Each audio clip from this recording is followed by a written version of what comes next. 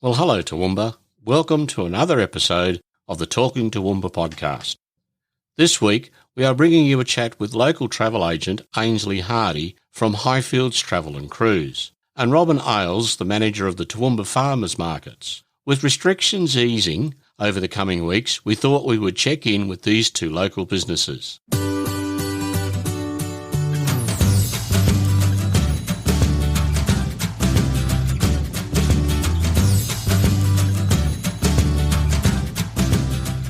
Now let's get talking Toowoomba with some news of the week. Toowoomba Regional Council will begin reopening library services from Monday the 25th of May 2020, with reduced hours and a new reserve and collect process. The openings will not include the mobile library services at this stage. Their customer service centres will reopen counter service at 4 locations from Monday the 25th of May 2020. The Toowoomba, Millmerran, Crow's Nest and Pittsworth customer service centres will reopen with no appointment necessary and new measures in place for the safety of staff and the community. Check the Toowoomba Regional Council website for further details. We all know the travel industry worldwide has been decimated by this pandemic, so we thought we would chat with a local travel agent for a bit more information. Well, this morning we're going to be talking about travel. Now, travel is slowly coming back to us. We're slowly being released out into the wild again. And I've got someone on the line who's going to chat with us about travel. They've worked in travel agencies. They've worked for government bodies, tourism centres in the outback. So I'd like to welcome Ainsley Hardy. Good morning, Ainsley. Good morning, Shane. How are you? I'm well. Welcome to the Talking Toowoomba podcast. Thanks for having me. So, in a nutshell, you got 5 seconds. No, I'm kidding. You can have 10. Tell us the Ainsley Hardy story. Okay, I am the proud owner of Highfields Travel and Cruise here in Toowoomba. Obviously locally owned, and we're an independent travel agency. We love planning holidays for our clients. We treat them as family, and we deliver them choice and flexibility when they're travelling with all of the support that a travel agent brings. Okay, now we all know there's been a lot of small businesses and industries affected by COVID-19, but probably the travel and the hospitality industry has been one of the most hardest hit. How had this affected your business? Well, it kind of brought everything to a grounding halt pretty rapidly on the 13th of March. We actually had been seeing the impacts of COVID-19. There was this little word that had started popping up sort of around when the bushfires were finishing in January.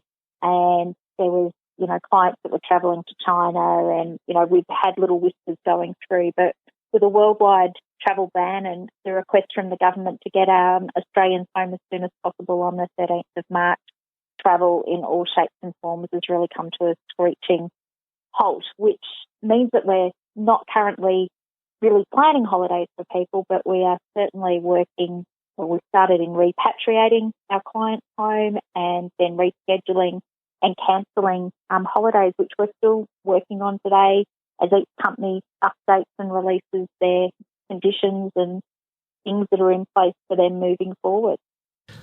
Okay, so it's obviously been a trying time for you, but the restrictions are slowly being released in stages, and we now know that we're allowed to do some day trips 150 kilometres from our home, and obviously very shortly down the track that's perhaps going to be eased a bit more with the June school holidays.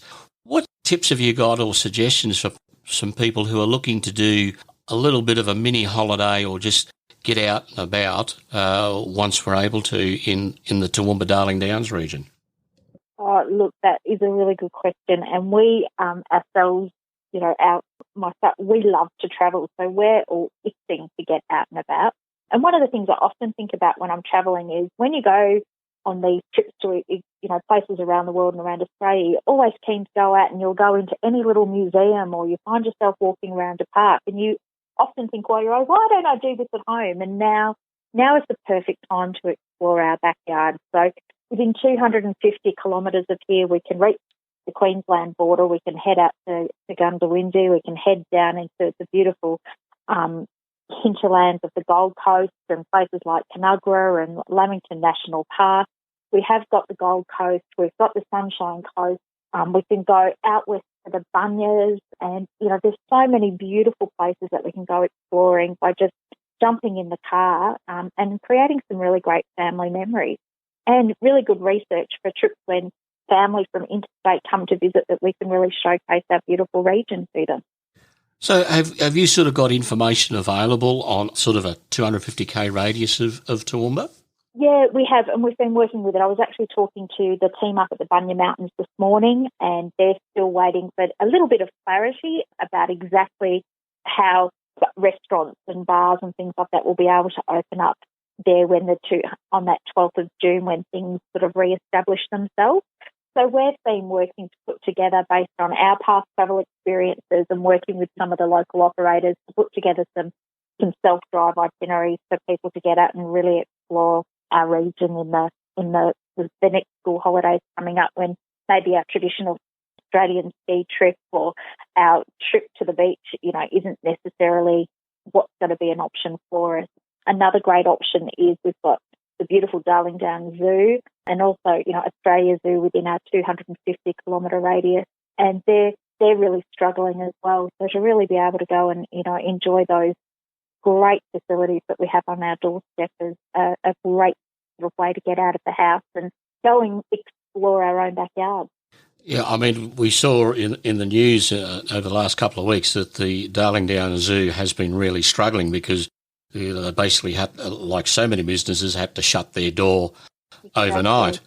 And, that impacted not just the people who work there, but it was a huge impact on all the wonderful animals that are there. So I suppose we should really be encouraging people who haven't perhaps visited the Darling Downs Zoo to get in contact with them and find out when, or get in contact with yourself, find out when they're open again, and go and visit them and help them look after those animals. Oh, look, it's businesses like that, but it's the beautiful museums in, small towns, like even in what I've been putting together, I'm discovering places that I haven't, even imagined. Bell has a beautiful museum. Go out, Chinchilla has a historical museum, even to go to the Australian Army Aviation Museum at Oakey. There are places on our own doorstep that if we had jumped on a plane and flown for 4 hours, we would have gone and explored all of these things, but because they're just so close, you don't really think about doing it as your own. So we need to put on our tourist cap and be tourists in our own hometown. It's got to be what's really exciting. And, it's not as expensive to do as having to fly 4 hours, to go and have that experience. So that's one of the things that we can all do to get out and help our local area and help our local industries get back up and running. And that's just what tourism is so vital to local economies across the world. Now, obviously down the track, as further restrictions get wound back, we'll be able to travel further afield within Queensland. Yeah. Let's take, say, the outback. Once we're able to travel further out the outback to places like Longreach and Birdsville, again, you'd be able to help people with information if they've not been out there before and want to head out there and have a bit of a look around? Most definitely. We can. I think there's a bit of a misconception with travel agencies that you only come and see us for international travel and that, but we can book accommodation anywhere, and we've got the skill set to be able to, and the knowledge. My husband did a road trip with some mates a couple of years back out to Birdsville, and one of the tiny corners of Queensland that I haven't been to. So as soon as we're able, that is the next road trip on our list. I've spent a lot of time working around Longreach and Winton and northwestern Queensland. And the Stockman Hall of Fame, I think, is a rite of passage. I think every Australian should go and spend a couple of hours wandering around in there. It's one of the most amazing spaces that I've ever been in. And in my previous careers, I've shared offices with a Muttaburrasaurus in Hewenden, and I don't think Australians are so aware of the number of Australian dinosaurs that we have. And to hit Winton and Richmond and Hewenden, there's, like Quarry has got dinosaur footprints that have been fossilised that you can go and see a whole dinosaur stampede and their footprints Brontosaurus Corner in Richmond is a fantastic community museum that's been built and established by the locals, and it's full of dinosaur fossils that have been found in the local areas by property owners, and they now work with paleontologists on site to sort of see how that comes to life. And the same with in Hughenden at the Flinders Discovery Centre. They were on the edge of the inland sea, so there's a mix of marine fossils and land fossils, and it's amazing. I didn't know I was such a dinosaur nerd, but there you go. So there's so many beautiful places in Queensland. The colours, I never knew that you needed a packet of Derwent. I used to have a packet of 72 Derwent pencils when I was a child, and I never knew why you needed so many shades of blue and green and orange. And when you go out into the outback, you need every one of those to capture the beauty of it. So, yeah, and that's without going to all of our traditional places like the beautiful islands of the Whitsundays and the beautiful rainforests of Mission Beach and Magnetic Island off of Townsville and heading up into the Daintree. There's just so much to explore in every corner of the state. So we are so lucky to be having Queensland as our backyard as one of the first places that we're going to be able to go and explore. It's sort of funny in a way that you mentioned the dinosaurs. I've spent a lot of time out in outback Queensland myself over the years. Even when I talk about it, and I'm sure it's going to happen as I'm talking to you now, you mentioned the footprints of the dinosaur stampede at Lark's Quarry. Yeah. And it's happening as I say it when you realise you're looking at the actual footprints of dinosaurs. It's not a made-up cast or it's not picturing. It's their actual footprints. I go goosey, and it's happening to me now. I'm getting goosebumps just thinking about it. It's such an unusual experience, and I think that's something that a lot of Australians, we tend to forget, is that there is so much in our own country to look at. It's so very true. I can see that, yes, travelling is going to become a big part of our lives very shortly, and we'll need to talk about things and start planning. Now, speaking of planning, if someone's in a position and starting to wanting to plan their holidays, how's the best way to get in contact with you, Ainsley? Okay, so at the moment our Highfields Travel and Cruise is out at the Woolworths Highfields Shopping Village in Highfield. You can visit our website, which is highfieldstravelandcruise.com.au, and you can find us on Facebook and Instagram that way as well. We are open at the moment Monday through Friday from 9 a.m. to 12. We'll be hopefully getting back to our normal operating hours soon, or you can give the office a call during those times, 4615-5499. So, look, at the moment, any of the travel agents in town, we're all the same, and the best way to support us is to go and like our social media pages. If you've travelled for us before, leave a review. And when you do start to travel, even if it is a weekend at the Gold Coast that you're looking for, online is for looking and travel agents are for booking. So give us a call. We've got access to all of the online platforms that you're looking at, and you've got us there as backup and support, and you'll be helping us to keep local jobs, and so that we can continue to support local community groups and sporting clubs and schools that we do. We're an important part of the community, and it would be really great to get some support back. Well, thanks for popping on and chatting with me this morning. I really appreciate it, Ainsley. And I got a feeling I'm going to have to come out and see you at some stage. I think we should plan a trip out to Birdsville together. I think that would be a really good plan indeed. That would be a lot of fun. I think we'd enjoy the road trip. Indeed. Take care. Talk to you again soon. Bye for now. Thanks, Shane. Bye.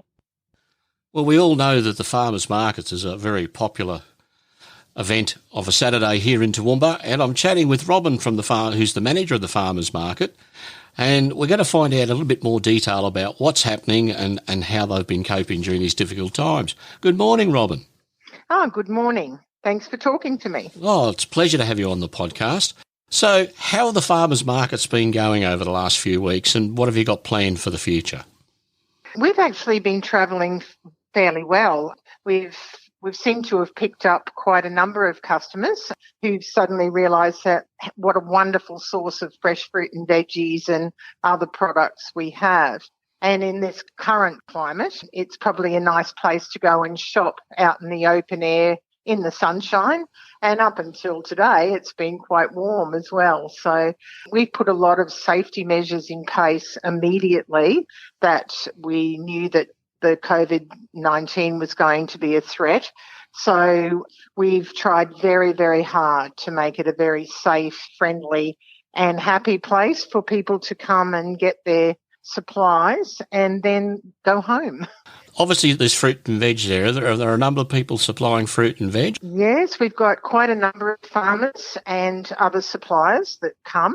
The majority of our fruit and vegetables are supplied by the farmers themselves, but we do have a number of people who collect from the farms around them and bring them to the market. So we've got about 7 or 8 suppliers of in-season fruit and vegetables, including a number of organic options as well. Now, amongst fruit and veg, I believe you also have what you refer to as makers and bakers. So what sort of things are we looking at in that area of the market? Yes, we've got quite a number of bakers, so including the Baker's Duck, who have a stall there every Saturday. We have other bread bakers. We have people who make macarons, who make biscuits, who have jams, preserves, all sorts of goodies there for people to buy. Even one little fellow who makes cupcakes called Hammy, who comes every week. He's only 8, probably 9. I think he's turned 9 now, and he and his family bake cupcakes and bring them each week. So he gets a bit of a kick out of all his decorating of his cupcakes. Oh, I'm a sucker for a good cupcake.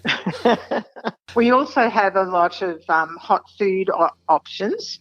Before the COVID-19 issues, we used to have lots of seating out for people to sit down and have a cuppa and have their breakfast and chat. It was a real community vibe. We've, of course, taken all that seating away, and there is takeaway food available, including gluten-free donuts and all those sorts of things while people are wandering around the markets collecting their groceries for the week. Now, I also understand that you have some plants and flowers there as well. Is that right? Yes, we have cut flowers and lots of herbs and veggie seedlings that are available at the market.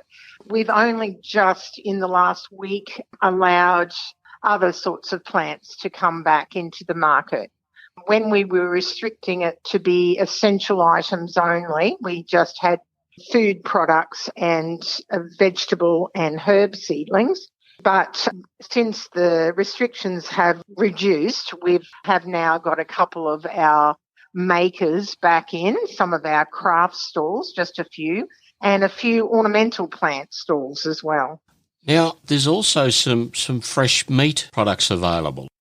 Yes, we have a number of farmers who bring their meat to the market. So we have beef, we have a couple of pork suppliers, we have quite a few chicken suppliers, fresh eggs, and even some fish if Neindorf have some available. So all of these are directly sold by the farmers themselves who bring them to the market. The markets are on a Saturday, aren't they? That's right. This week we've changed to our winter hours. We're trying this out. The market is normally from 7 a.m. till 12, but we have changed it for winter to 8 a.m. to 1 p.m. just to make it a little bit warmer for all of us poor people who have to get there at 4 o'clock in the morning. We can now get there at 5, so hopefully it'll be a bit more pleasant. And hopefully by 8 o'clock you'll be all warmed up, thawed out and ready to go. Yes. And whereabouts are the markets? The markets are next to Cobb & Co, so fantastic spot for us. Heaps of parking in the TAFE car park, opposite Queen's Park. So we still do not have seating at the market, but now people are allowed to go to the park. They can pop in, grab some delicious hot burgers or some of our other products and then take them over to the park and sit out in the sunshine and have breakfast or lunch over there. We don't encourage people to stay at the market, of course, because we want to keep our social distancing in place. So we prefer they pop in, grab everything they need, and then go again. What a great setup. Yeah, it is. It's fantastic. And we also have if people want to see what's available at the market, we have about 500 of our products online now from about 50 of our stall holders. Not everything is there, of course, but we do have quite a number of those products online. So for people who might miss out, because a lot of our stall holders sell out quite early, can order online and collect from the TAFE car park at the back of the market on a Saturday morning. And then if there's other things that you need, you can just pop in and shop for those and then head home. So you can order online. So what's the website address to go if you want to order something online? Yes, it's toowoombafarmersmarket.com.au. Excellent. All right. So Saturday morning, 8 till 1, down to the markets, enjoy the time in Queen's Park. Robin, thanks for coming on this morning. It's great to catch up with you and get the lowdown on the markets. I've just got one little question for you, though. What is it that you love about Toowoomba? I've lived in Toowoomba for over 30 years now, and I absolutely love it. I brought my children up here. I think it's a fantastic city for families. There's so many wonderful things to do. I love the parks. I love the schools. And I love the community, and that's something I'm very passionate about, community. And I think Toowoomba has a great community where everyone helps each other out. I've seen that especially at the market where people come in, and we have quite a little community there now with people popping in to say hello as they're doing their shopping and things. So I think it's just such a friendly, wonderful place to live, and my children love it too.